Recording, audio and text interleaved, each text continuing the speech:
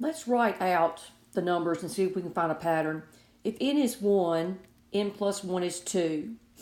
Now, if I let n be 2, this will be 3. If I let n be 3, this will be 4, 4, 5, 5, 6, 6, 7, 7, 8. That's probably enough. 8, 9, 9, 10. Okay, which ones are multiples of 3? This is divisible by 3. This is divisible by 3.